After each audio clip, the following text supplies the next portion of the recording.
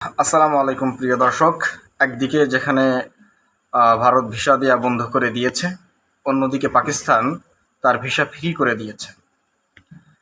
তো এই ক্ষেত্রে পাকিস্তান ভিসা ফ্রি করে দিয়েছে, কিন্তু পাকিস্তানে যাওয়ার জন্য যে পথ, অর্থাৎ সরাসরি বিমানের কোনো লাইন পাকিস্তানে যাওয়ার জন্য নাই, বা বিমানের কোনো রুট পাকিস্তানে যাওয়ার জন্য নাই।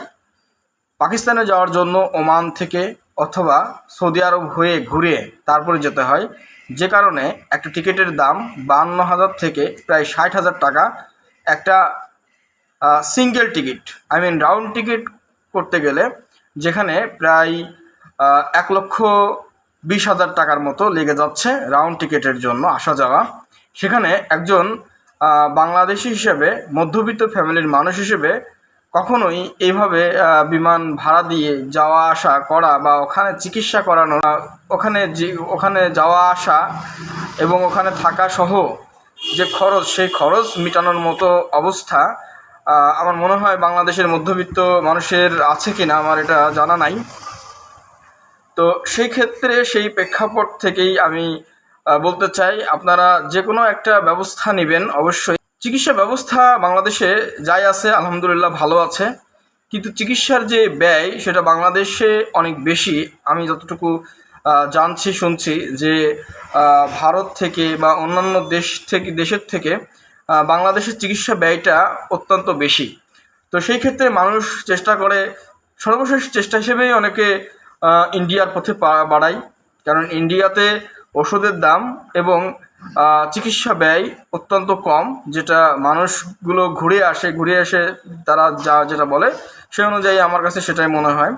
তো সেই ক্ষেত্রে আপনারা যদি ইন্ডিয়ান ভিসা না দেন, তো সেই ক্ষেত্রে পাকিস্তানের একটা দ্বার খুলে দেন, যেখানে বিমানের ফ্লাইটগুলো সরাসরি রুট থাকবে। সরাসরি রুট যদি বাংলাদেশ থেকে পাকিস্তানে যাওয়ার জন্য থাকে, তাহলে সর্বোচ্চ রাউন্ড টিকিট পড়বে 25 থেকে 30 হাজারের মধ্যে। তো 25 থেকে 30 হাজারের মধ্যে যদি রাউন্ড টিকিট হয়, অর্থাৎ যাওয়া আসার টিকিট হয়, তাহলে একজন মানুষ খুব সহজেই পাকিস্তান থেকে ঘুরে আসতে পারবে এবং পাকিস্তানের যে চিকিৎসা, সেই চিকিৎসা নিয়েও আসতে পারবে এবং অন্যান্য কাজগুলোও করতে পারবে। অর্থাৎ বিকল্প কোনো পদ্ধতি বা বিকল্প কোনো পথ আমাদের বাংলাদেশের মানুষের জন্য অবশ্যই দরকার। আর যে ভিসা প্রক্রিয়া, ভিসা তো দীর্ঘদিন ধরে বন্ধ আছে, ইন্ডিয়ার যে ভিসা, তো কিছু খুলতে শুরু করেছে। জানি না কবে সারা বাংলাদেশে ইন্ডিয়ান যে মেডিকেল ভিসা, বিশেষ করে যে মেডিকেল ভিসা আছে, সেটা কবে খুলবে তা জানি না।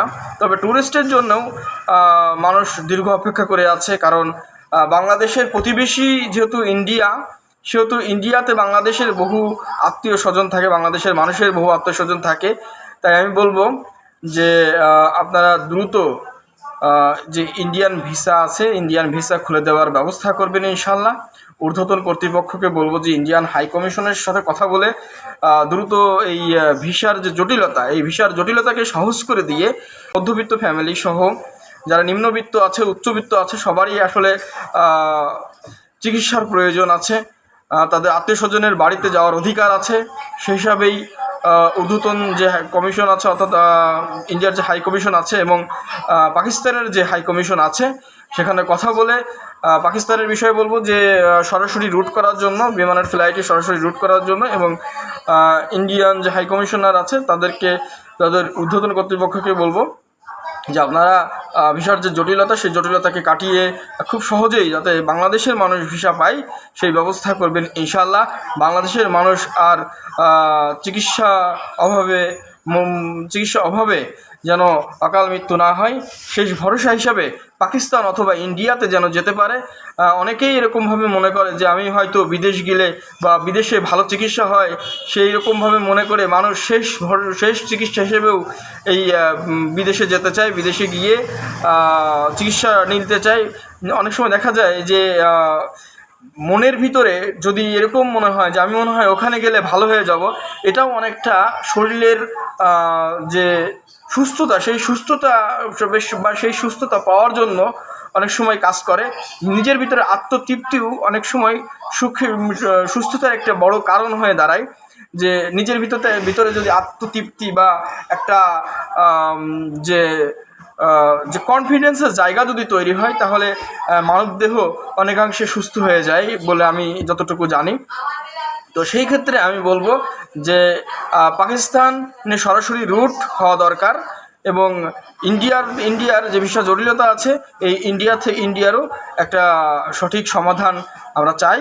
তো এই বলে শেষ করছি আজকের মতো। ভালো থাকবেন, সুস্থ থাকবেন, আল্লাহ হাফেজ।